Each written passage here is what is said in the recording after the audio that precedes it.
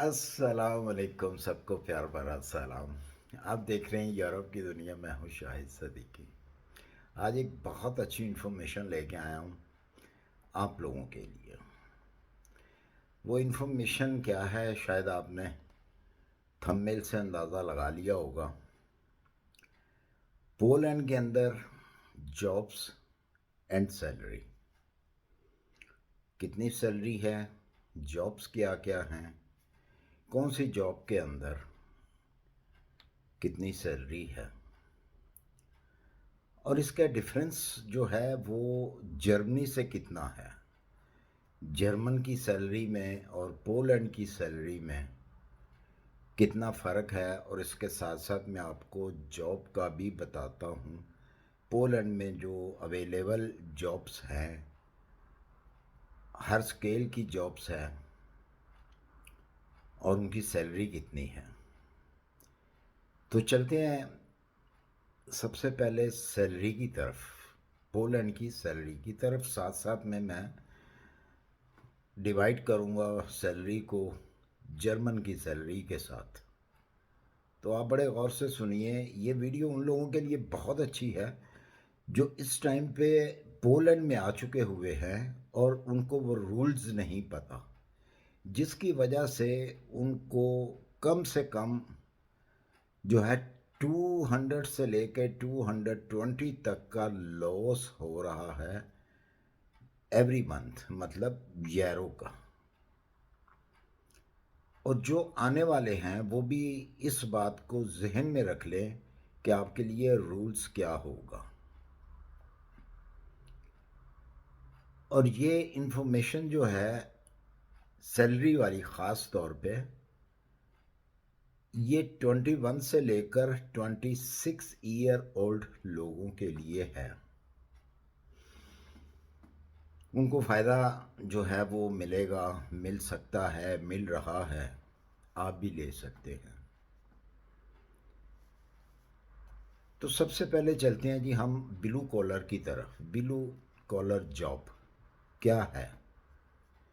Blue collar job जो होती है उसको हम लोग कहते हैं, जैसा कि आप किसी फ्रेंचाइज में काम कर रहे हैं या आप किसी फैक्ट्री में काम कर रहे हैं, लेबर का काम कर रहे हैं, उसको हम ब्लू जॉब्स कहते हैं।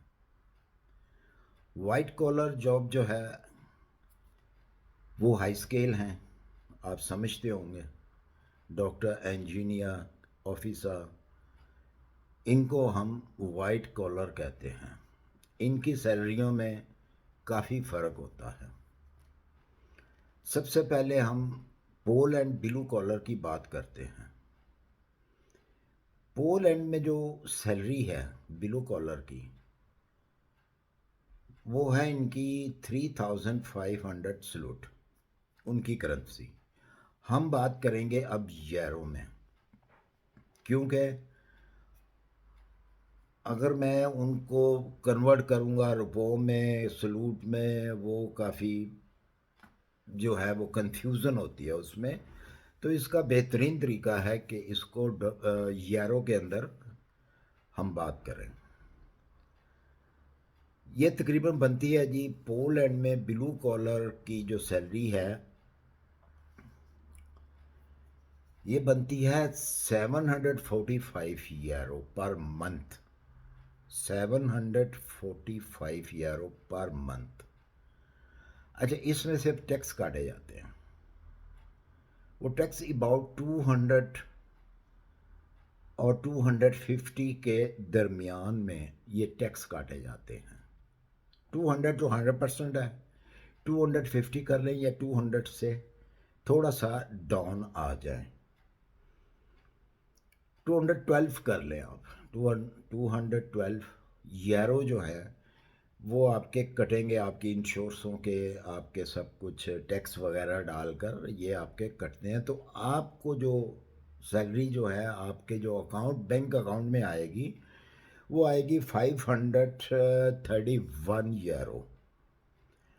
अच्छा, अब ये सवाल पैदा होता है कि चलें इसके ऊपर बाद में बात करते हैं, पहले इसको क्लियर कर लें।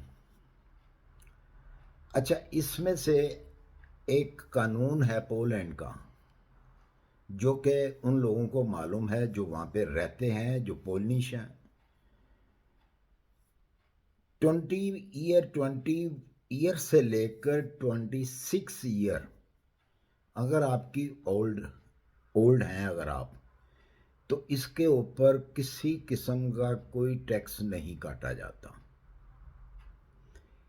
जो बड़ी कंपनियां हैं, अगर तो आप किसी बड़ी कंपनी में आते हैं तो वो बहुत अच्छी कंपनियां होती हैं, जो बड़ी कंपनियां होती हैं, दयानतदारी से, ईमानदारी से वो काम करते हैं, और वो ऑटोमेटिकली ही आपको उस डिपार्टमेंट में डाल देते हैं जहाँ पे टैक्स ना कटा हो, क्योंकि आपके पासपोर्ट के ऊपर जो है वो आपकी डेट ऑफ बर्थ लिखी होती है। वहाँ से वो अकाउंट कर लेते हैं, उनको पता होता है कि आपकी एज क्या है। अगर तो आप 26 ईयर से कम हैं या 26 ईयर के हैं, तो आपको वो उस जगह पे रखेंगे जहाँ से आपका टैक्स ना कटे। अच्छा, ये अक्सर हर कंपनी वाला पोलैंड में ये नहीं करता काम। जैसा कि मैंने बताया कि बहुत अच्छी जो कंपनियां हैं, बड़ी कंपनियां हैं, वो कर लेती हैं ऑटोमेटिक। अदरवाइज़ आपको उनके ऑफिस में जाकर बताना पड़ता है कि जी मेरी एज जो है वो 24 है या 26 है या 25 है, तो मेरा टैक्स ना काटा जाए। फिर वो आपको वेरीफाई करते हैं, आपके पासपोर्ट वगैरह ये वो जो कॉपियाँ उनके पास पड़ी होती है, उनको चेक करके तो आपको फिर उस खाते में डालते हैं कि आपका टैक्स ना कटे। ठीक है, अगर आपका टैक्स वहाँ पे नहीं कटता, तो फिर आप ये समझ लें कि आपको 745 यूरो जो है वो एवरी मंथ वहाँ से मिल जाएंगे सैलरी के। अगर वो कटेंगे आपके, तो 531 यूरो आपको मिलेंगे कट के। ये तो हो गई पोलैंड की बात। अब हम चलते हैं जर्मन की तरफ। जर्मन में हर एक आदमी को टैक्स देना पड़ता है, चाहे वो 20 का है या वो 65 ईयर ओल्ड है, उसको सारे टैक्स देने पड़ते हैं। यहाँ पे ऐसा कोई ऐसा सिस्टम नहीं है कि आप 26 के हैं तो आपसे टैक्स ना लिया जाए। यहाँ पे सबको टैक्स देना पड़ता है। सिर्फ टैक्स जो है वो माफ़ है स्टूडेंट्स को। स्टूडेंट अगर मिनी जॉब करते हैं और पार्ट टाइम जॉब करते हैं तो उनको टैक्स नहीं देना पड़ता, और ऑटोमेटिक जहाँ भी वो किसी भी फ्रेंचाइज में जाके काम करे या जहाँ भी वो काम करे, उनको पता होता है, उसको उनको उसी वक्त पता चल जाता है ये स्टूडेंट है, लिहाजा इससे टैक्स इसका नहीं कटेगा, और वो आपको सब का सब कैश आपके बैंक अकाउंट में आ जाता है। अच्छा जी, अब बात करते हैं पोलैंड वर्क वीज़े की। वहाँ पे क्यों डिमांड है इतनी? वो डिमांड की वजह भी बहुत सारी इसी किस्म की हैं कि जैसा कि मैंने आपको सैलरीज के बारे में बताया। हाँ, अभी जर्मन की सैलरी है, पहले जर्मनी को क्लियर कर लेते हैं। जर्मन की जो स्टार्ट सैलरी है, किसी भी फ्रेंचाइज में जाएंगे, किसी भी फैक्ट्री में जाएंगे, तो उनकी गवर्नमेंट ने एक सैलरी मुकर्रर कर रखी है पर आवर के हिसाब से, जो कि 12 यूरो पर आवर आपको दिया जाता है स्टार्ट में। नॉर्मली 8 घंटे की ड्यूटी होती है। ये पर डे के आपके बन जाते हैं 96 यूरो पर पर डे। अगर मंथ के अंदर 20 डेज है तो ये आपकी सैलरी जो है ये बनेगी 1920 यूरो। अगर एक दिन ज़्यादा है, मंथ के अंदर 21 डेज वर्क डे है, तो फिर वो बन जाएगी आपकी 2016 यूरो।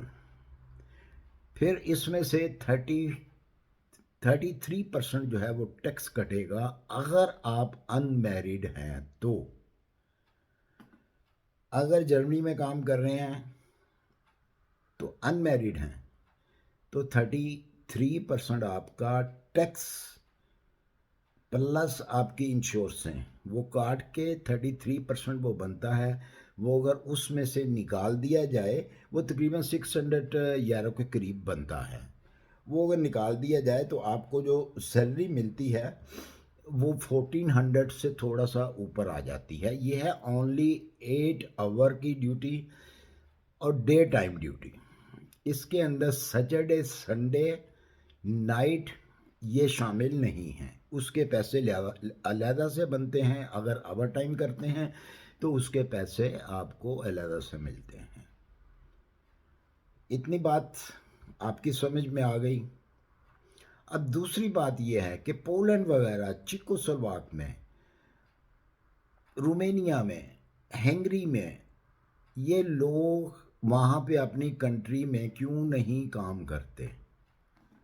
ये क्यों भाग भाग के इधर आते हैं, यहाँ पे आके जॉब करते हैं? उसकी वजह ही यही है कि आप खुद अंदाज़ा लगा लें।